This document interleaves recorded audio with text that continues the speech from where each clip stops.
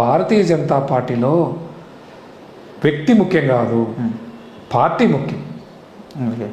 మీకు చాలా సందర్భాల్లో మొన్ననే ఏదైతే పురంధేశ్వరి మేడం గారి నుంచి మాధవ్ గారికి పార్టీ అధ్యక్షుడు ఎన్నుకోవడం జరిగింది. ఎన్నుకున్న తర్వాత ఈ బాధ్యతలు అప్పగించే కార్యక్రమం జరిగింది. భారతీయ జనతా పార్టీలో నేను ఏబీపీలో చూశాను, చాలా క్రమశిక్షణ. ఎంత క్రమశిక్షణ అంటే, మనం నుదుట తిలకం దిద్దు హిందువులని గర్వించని స్వామి వివేకానంద చెప్పిన కొటేషన్ దగ్గర నుంచి మన ఎస్ఎస్ కన్వెన్షన్ సెంటర్లో విజయవాడలో జరిగింది ఈ కార్యక్రమం.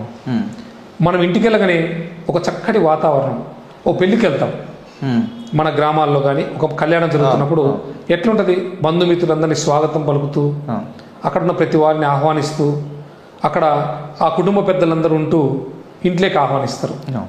అట్లా భారతీయ జనతా పార్టీ ఈ బాధ్యతల స్వీకరణలో ఆ కన్వెన్షన్ సెంటర్లో సుమారు 6 నుంచి 7 వేల పైన వచ్చారు.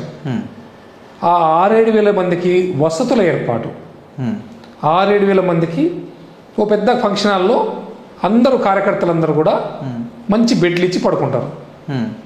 అర్థమైందా? మహిళలకు ఒక ప్రత్యేకమైన వసతి, పురుషులకు ఒక ప్రత్యేకంగా ఒక 2 ఫంక్షన్ హాల్స్లో 2 వసతులు ఏర్పాటు చేశారు. అంటే ఎవరు కూడా 3,000-4,000 పే చేసి హోటల్ తీసుకోవాల్సిన అవసరం లేదు.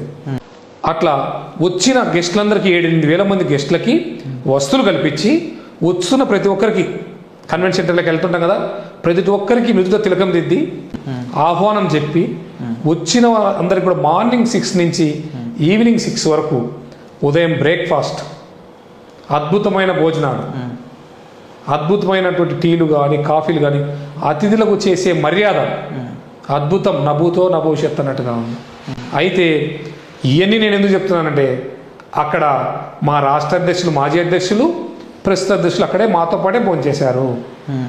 పిసి మోహన్ గారు వచ్చారు ఎన్నికల పరిశీలకులుగా, వారు మాతో పాటే టిఫిన్ చేశారు, మాతో పాటే భోంచేశారు. మామూలుగా జనరల్గా విఐపీలని అతిథులు సపరేట్గా పక్క రూమ్లో కూర్చోబెట్టి వారికి అతిథి మర్యాదలు చేస్తారు. బీజేపీలో అతిథి ఉండదు. ఓకే, బీజేపీలో పెద్దోడు చిన్నోడు అనేది ఉండదు.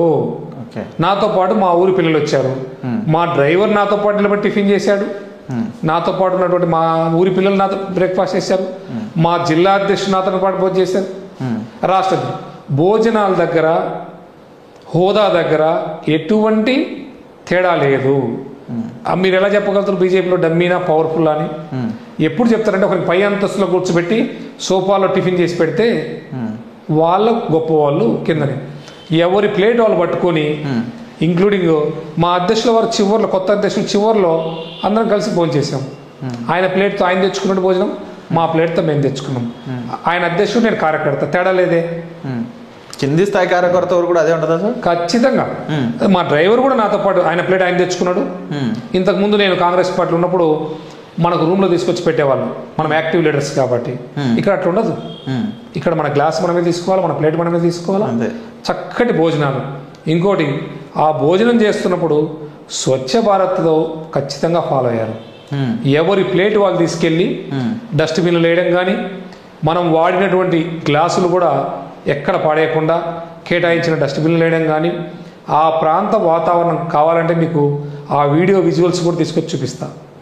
ప్రతి వారు వాళ్ళు తిన్నటువంటి ప్లేట్లు చక్కగా తీసుకెళ్ళి డస్ట్బిన్ వేయడం, గ్లాసులు పక్కన డస్ట్బిన్ వేయడం, టిష్యూ పేపర్లు సపరేట్గా డస్ట్బిన్ వేయడము, చేతులు కడిగేది కూడా తాగే వాటరేమో మినరల్ వాటరు, ట్యాప్స్ దగ్గరికి వెళ్ళి పెద్దవాళ్ళు కూడా చాలా చక్కగా వరుసగా క్యూలో, చిన్న పార్టీ కార్యకర్త దగ్గర నుంచి డ్రైవర్లు లేదు, జనరల్గా డ్రైవర్లకు సపరేట్గా పెడతారు.